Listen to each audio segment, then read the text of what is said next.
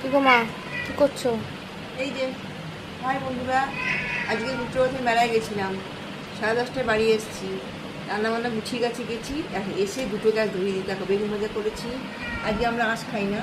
পটল দিয়ে, বড়ি দিয়ে, আলু দিয়ে, পেঁপে দিয়ে, বিন দিয়ে ঝোল করেছি, ধনে জিরে আদা বাটা দিয়ে। এটা হেভি হয় ঝোলটা, একদম আর ওই নিরামিষ। লেবু কেটেছি, বেগুন ভাজা, এই ভাত, এই দিয়ে এখন খাওয়া হবে।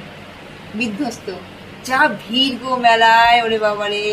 আমরা কিচ্ছু কিনিনি, খালি ভিড় ঠেলে হেঁটে গেছি, ঠাকুর দর্শন করেছে, পালিয়ে এসেছি। ঠাকুর দর্শন না, ভিড় দর্শন করলাম, করে চলে গেলাম।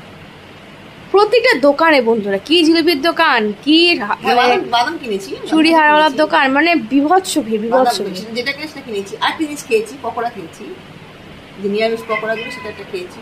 তাও ওটা সাগরের সামনে বিক্রি করছে, জিজ্ঞেস করলাম, ওখানে আর রসুন পেঁয়াজ কিচ্ছু নেই, তাই কিনলাম, দুজনে খেতে আসতাম, মুগ ডালের পকোড়া। এই খেতে খেতে আসতাম। এই বন্ধুরা, আজকেই রান্না বান্না। Good night.